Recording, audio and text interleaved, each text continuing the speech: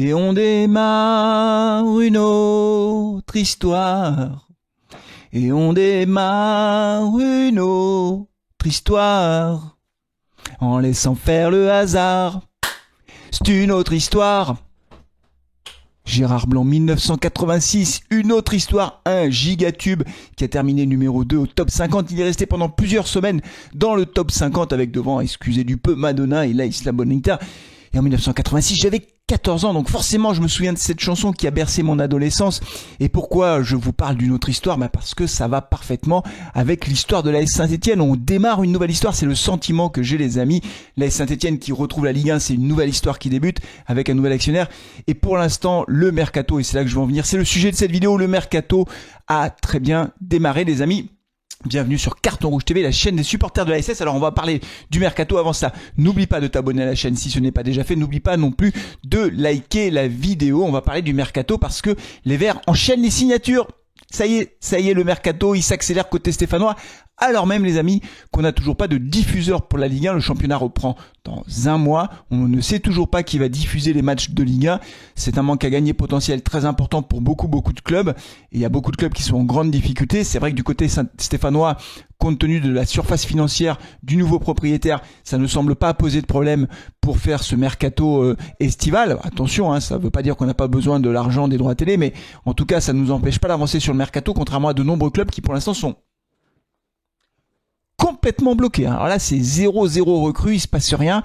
Et on a même des clubs qui sont potentiellement en difficulté de trésorerie parce que, bah oui, le premier versement, normalement, il doit arriver mi-août.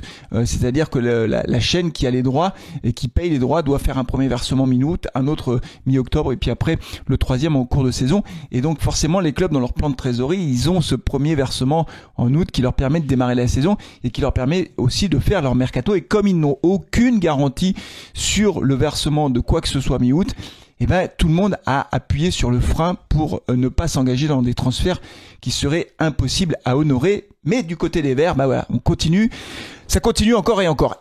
On démarre tout de suite, les amis, parce que trêve de blabla. Donc on démarre avec la dernière signature, c'est Augustin Boaki qui vient de signer. C'est tout nouveau, ça a été annoncé samedi. Il vient de signer le joueur, l'attaquant qui arrive d'Autriche. Il a 23 ans, vous savez, c'est un joueur ghanéen.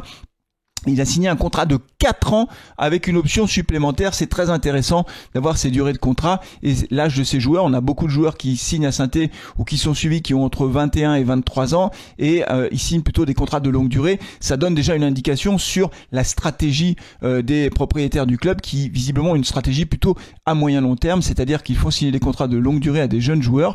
Si les jeunes joueurs performent beaucoup, bah, ils pourront peut-être partir, être transférés, mais s'il leur reste encore par exemple 2 ans de contrat, forcément le montant du transfert, l'indemnité de transfert sera très élevé. Donc on voit qu'on est en train de construire un projet de long terme. C'est comme ça que j'analyse ces contrats. On n'avait jamais eu ça, hein. Des contrats de 4 ans avec une 5e année en option. Franchement, de mémoire de supporters stéphanois, des contrats de 4 ans, oui, on en a eu, mais alors quasiment 5 ans, j'ai pas le souvenir. Donc ça y est, Boaki arrive. Je connais pas ce joueur, c'est très bien. Il arrive d'Autriche, je sais pas ce qu'il vaut. En tout cas, c'est la 4e recrue stéphanoise. Souvenez-vous, on a eu Abdelhamid qui a signé, le défenseur central de 36 ans. 37 puisqu'il aura 37 ans en septembre. J'en ai déjà parlé, je considère que c'est une bonne recrue même si je ne mise pas sur lui pour faire toute la saison à 37 ans. Ça me paraît compliqué compte tenu de son âge de pouvoir enchaîner des matchs toutes les semaines. Mais bon, en tout cas, c'est une très bonne recrue. Et puis, on a eu 2 autres recrues depuis ma dernière vidéo. On a eu Benold. Benold, 21 ans, néo-zélandais. Il arrive du championnat australien que je ne connais pas. Mais Benold, il court très vite. Alors, on a déjà Carl Lewis, notre Carl Lewis à nous. Bah oui, vous le savez, notre Carl Lewis à nous, c'est Ibrahim Awadji. Et maintenant, on a Benold, Usain Bolt. Carl Lewis, Usain Bolt. On a des coureurs, ils courent, ils galopent.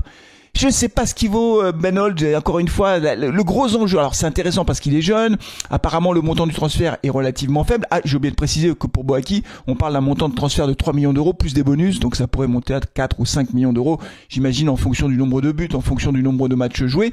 Mais sur Benold, je n'ai pas le montant du transfert, j'ai posé la question, il y en a qui m'ont dit 200 000, 300 000, 400 000, moins d'1 million.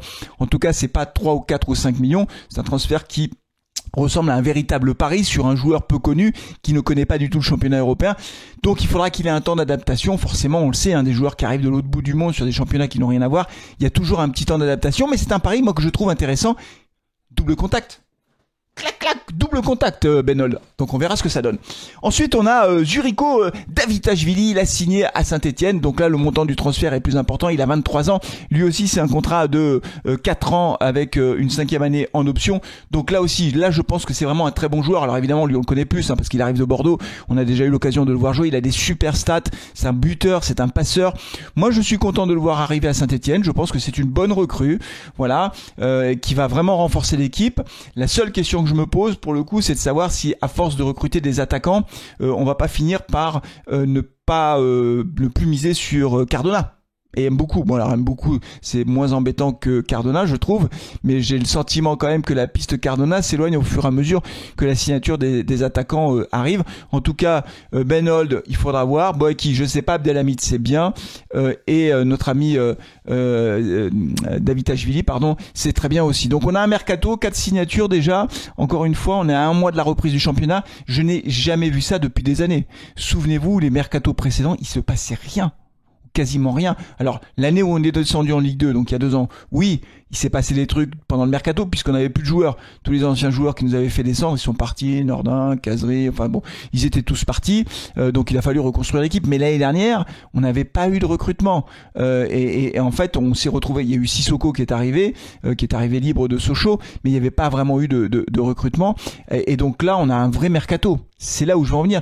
C'est rassurant. Je trouve que les nouveaux dirigeants travaillent bien. On a un vrai mercato avec déjà 4 signatures qui sont acquises et donc on va pouvoir démarrer le championnat dans de bonnes conditions. Alors attention, il y a encore de nombreux dossiers qui sont en cours. On parle de Udol qui pourrait venir à Saint-Etienne. Moi je dis oui, je trouve que c'est un très bon joueur. Moi j'avais trouvé très bon, franchement. J'avais trouvé que dans les rencontres, notamment l'année dernière qu'on a eu face à Metz, j'ai trouvé que c'était un très très bon joueur et il m'avait impressionné. Je le trouvais technique en fait, je le trouvais intelligent dans le jeu. Alors visiblement c'est pas fait encore parce que les discussions sont en cours, mais ça pourrait se faire. On a également là une piste qui vient de s'ouvrir avec Utonji qui avait été prêté à Rodez cette année. Utonji qui a fait une saison remarquable, une saison incroyable avec Rodez. Donc là aussi, moi je dis oui. Mais alors, par contre, encore un attaquant, et du coup, parce qu'on a quand même Wadji Sissoko, Utonji, ça commence à faire beaucoup. On a encore Cafaro sur le côté. Bon, voilà. Donc, il faut doubler les postes. Après, il faut peut-être pas non plus les tripler, parce que sinon, on se retrouve avec des gars qui jouent plus. Alors, peut-être qu'il y en a qui vont partir. C'est peut-être ce qui nous manque aujourd'hui, c'est que peut-être que le club ou le staff, il y a un certain nombre de joueurs sur lesquels ils ne misent plus réellement, et qu'on verra partir certains.